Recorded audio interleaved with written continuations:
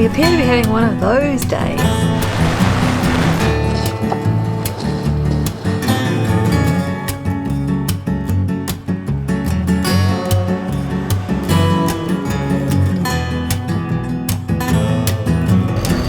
This week we're enjoying more fine sailing through the Whitsundays when a series of unfortunate events occur. Good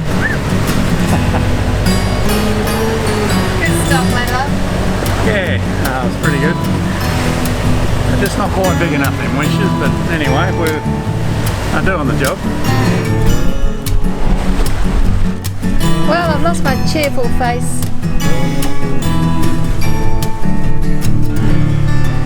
We had a mini disaster occur just previously when my phone flew from its bag at the top of the mast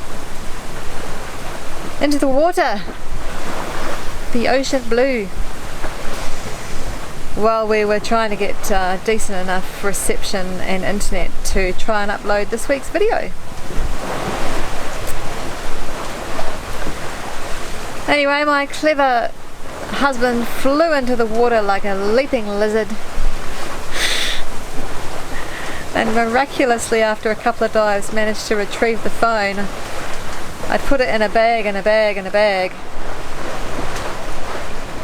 and luckily the bag stopped it from floating directly to the bottom like a brick.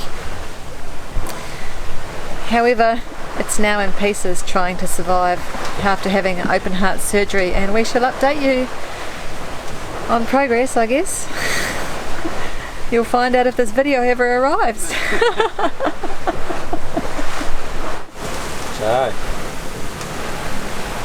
that's, what's that? 2 cameras and a phone that King Neptune's nabbed just of late.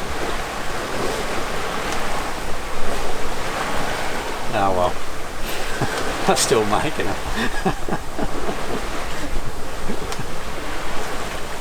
Yes. Not to worry. Anyway, we've got some wind. It's all good. It's all good.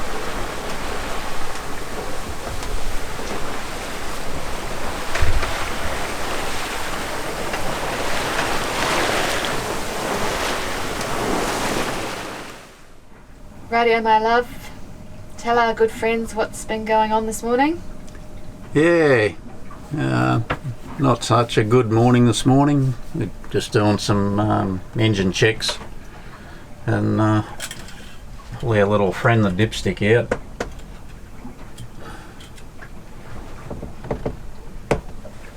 And you can see it doesn't really look like oil anymore.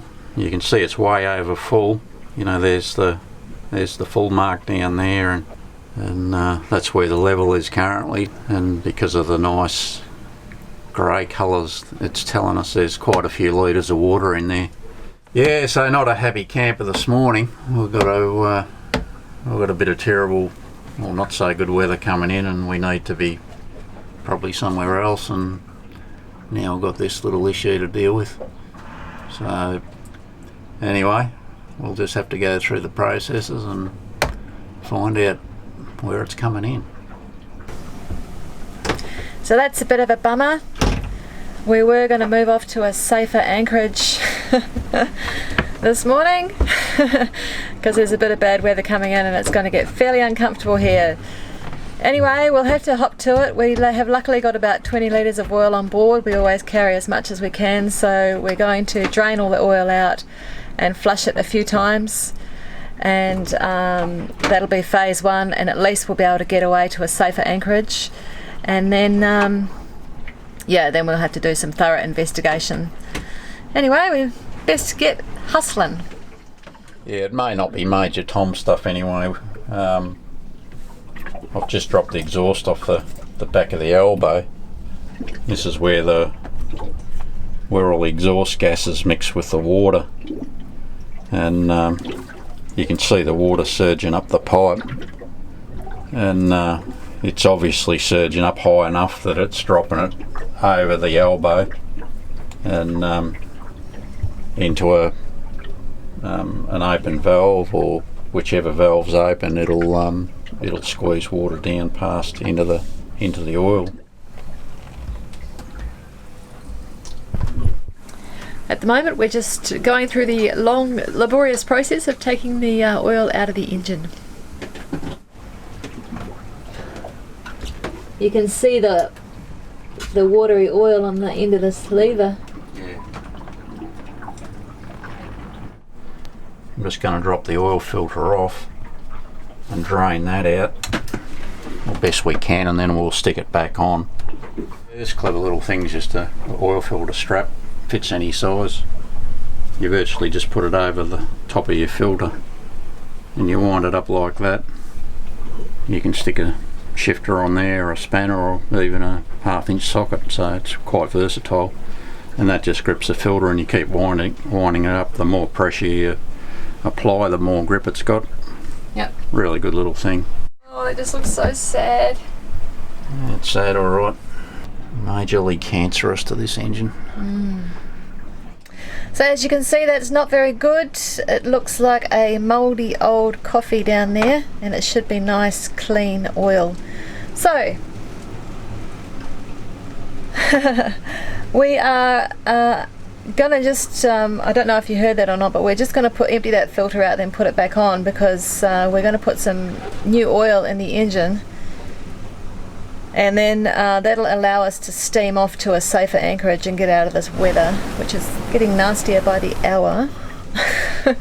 That's okay. And then yeah, that process will get repeated 3 or 4 times of draining the engine of oil and refilling it up with fresh oil. So then Darren will have a look at the non-return valve and see what the issue is and whether we can fix it or need a replacement. But yeah, first priority is to get some nice clean oil in there and get off to our next safer anchorage. So with fresh oil in the engine, we could now move off to a safer anchorage. So that was all pretty good. We started up the old grumpy donk and she went the first time, which is good. We're now on our way to a more peaceful anchorage, which was even better. We're having a lovely sail actually. It's probably about 20 knots of breeze behind us or so. And we're pulling about 7.5, 8 knots, just gliding along. Lovely. Radio, my honey. What is that? Now this is our little culprit that's given us the problem. It's our non-return valve to the exhaust. This little guy here has come adrift. I've actually got a little bit of brass rod in The workshop of amazing. the treasure chest. After cutting a replacement rod, Darren fits the flat back in place, solving our flooding issue. That's how it works. You can see that the little flap there. Okay, so we are on day 2 of the Save Sarean's Engines S. And yeah, so it could end up being a big problem for us if we had let this go any longer. Luckily, Darren's pretty onto it, and pretty much every time we start the engine from having been sitting for a few days, he checks the oil. So this problem with the water in the oil hasn't been going on for very long, and so we're pretty hopeful that we can clear it up with quite a few oil changes and some fixes.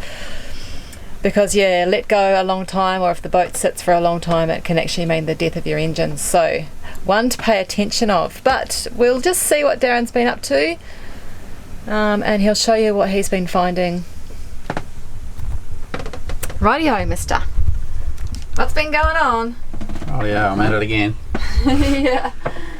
Anyway, I've got the... What's this? It's pretty much what I expected. This is the rocker cover. It's probably a bit hard to pick up on camera, but that's sort of milky, oily water, and you can see all the beads of water in here. Yeah. So if let go, this will spell death for your engine. Definitely death. So we're lucky enough we've caught it pretty early. I'm pretty confident that we're onto a good thing.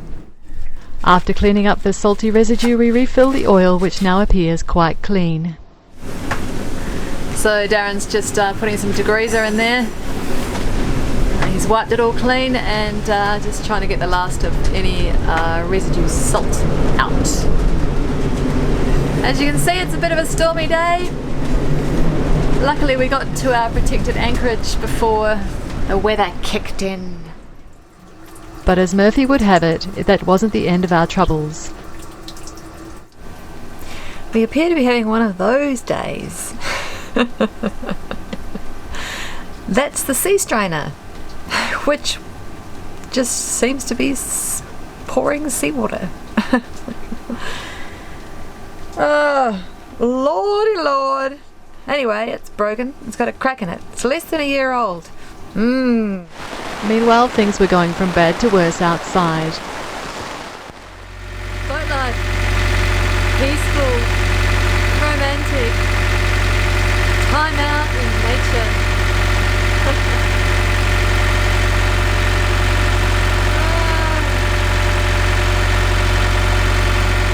Anyway, day 3 of saving our engines out, and all is going well. We've got the sea strainer, got a new sea strainer in, and we're just doing our final tests.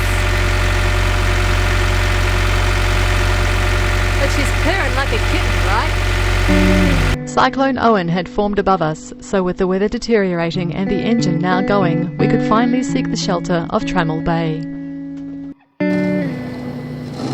It seemed unreal that we were back in the same place that we had hidden from dreadful Cyclone Debbie a few years ago.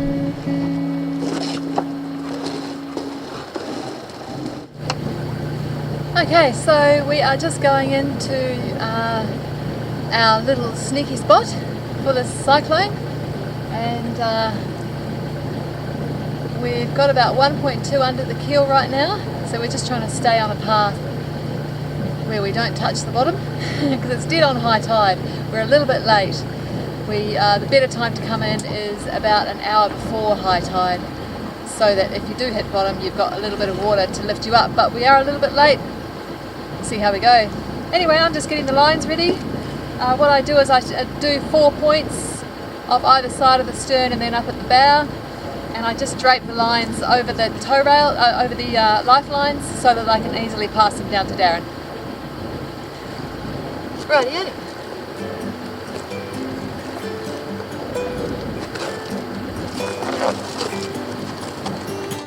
Coming through the entrance, keep to the middle of the bay until you round a white marker to starboard. Looking back, you can line up the top end of Long Island with Sid Island on your chart to see the required bearing over the shallow entrance. Yeah, so as you come in here, you stay on the right side of this little patch of mangroves ahead. You should then stay centred as you travel the creek. Time to dress for the mangroves. Well, we'll go up there and We'll get the handheld out. We had found a good spot, so I lowered the tender so that Darren could tie us off to the surrounding mangroves. Welcome to the rainy mangroves. Once each line is secured, I tighten up on them to position Sarean to the centre of the creek. So I'm mucking around on the wheel trying to keep Sarean in position. In the creek, we're going to try and centre her a little bit, but it's going to take quite a while, a few little mucks around. But I'm just keeping her in position so Darren can get her nicely tied off. And the storm's just come in, which is a bit of a pain in the bum. Anyway, that's okay.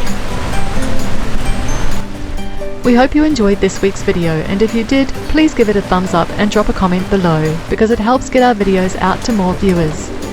If you're new here, hit the subscribe button to ensure you get notified of our next release. A big thank you to our patrons for jumping on board. It's you who make these videos possible. Thanks for watching. We'll see you next week.